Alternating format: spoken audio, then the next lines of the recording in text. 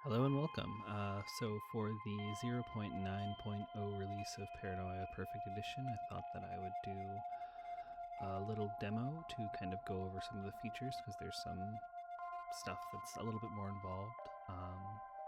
So let's start with an additional collection that we're including, which is 2 Paranoia macros, which will launch 2 of the different applications.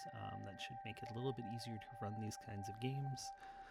Starting with the player draft, this is something that will let you do that the competitive character creation that you can see demoed in other games, other playthroughs of Paranoia Perfect Edition. This should make it a little bit easier to run with your players, so you can start this up as a GM, which is what this screen is down here. Select the players you want to involve in it in case you have players who are dropping in and out of the game or whatever. Then you can click Start Draft. You want to make sure that all of your players are online for this because otherwise they will not get this socket message that actually kicks it off on their side. So you hit Start Draft here. Everyone that you've selected will open up this little window. And then it randomly selects the player to go first, and then we'll try and snake back and forth from there. So every round it'll randomly select a player that hasn't gone first yet until you've exhausted all your players, and they might have to go through again. But so you can see here, this player, Food Are Good, has gotten to go first, so they're going to choose Alpha Complex. It will go to Bomberman, who picks Psychology. Now the things they can choose is limited based on, they're going to be assigning to Paul R. Good. Paul Rudd already has Alpha Complex. Sorry, Bomberman already has Alpha Complex, so they cannot pick the skill Alpha Complex. So let's say they pick Bureaucracy. And now in this scenario, Paul Rudd already has guns, but Paul Rudd is going to assign to Food Are Good. Food Are Good already has Alpha Complex, so they cannot assign it to them. And they already have Bureaucracy, so they cannot pick that. Same kind of thing. Psychology. And it randomly selected Paul Rudd to go first again.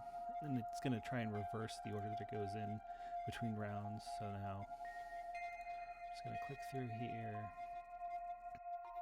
Same way that you would as if you were creating this at a table. So -4 skills, -5. And then afterwards it'll open up the sheet and show everyone and automatically calculate the brains, chutzpah, mechanics, violence based on the rules of the game. And that kind of gets you a starting point that you can go through with your players. And you can see here, this draft is now complete. Great, we can close that out. And the other windows automatically close for the players. The other application that we launched via macro here is a thing that lets you kind of do Treason Circles a little bit easier. You could always just message your players individually, but so this lets you set up a scenario where someone has super secret tech, and we're gonna assign these like this. And so the idea is that you can kind of have each of your players knows a secret about each other player, and they can kind of rat on each other. So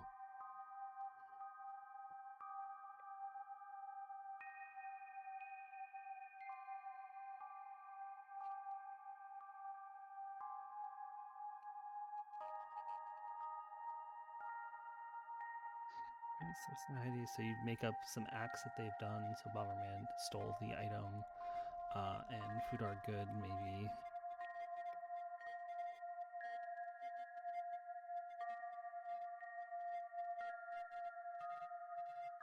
contact, and then maybe Food Are Good.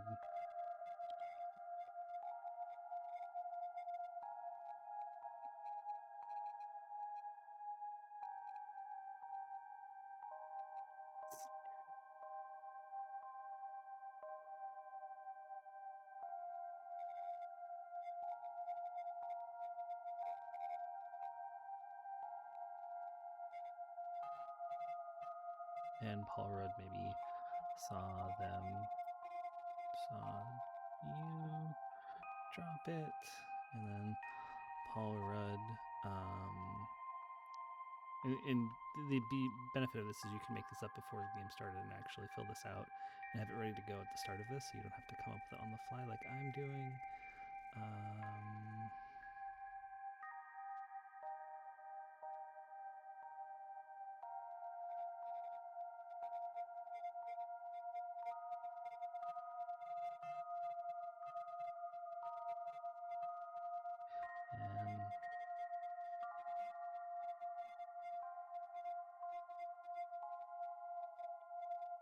And like you could probably come up with something better than this, but the idea is that you have now set up this little circle where each of the players knows something about each of the other players, and instead of having to individually message them, you can click this, and it will fire off whispers to each of the players.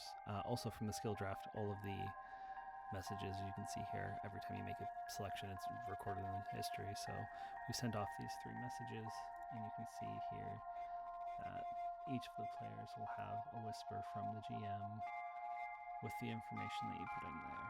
And that's just a little app that's supposed to make it a little bit easier to set up these kind of scenarios where players are going to start trying to backstab each other with information that they have. So that should make it, again, a little bit easier to run. The last thing that we added for this, and we're going to just focus on one of these screens here.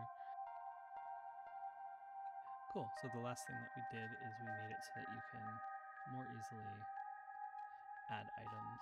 So you can see here now, the assigned gear is the traditional kind of item thing that you might see on other character sheets. And you can add new gear, you can edit it, great. Or if you had some, yes, and if you try to delete it, it'll confirm that you would like to delete the gear before it goes away. But if you instead wanted to add some pre-assigned gear, you can go ahead and do that. So they have their red armor, red laser pistols, all good. And if you want to give them some treasonous gear, maybe this is a separate thing that will not track with that kind of gear. And this is, again, this side of the sheet, only the owners or GMs can see it.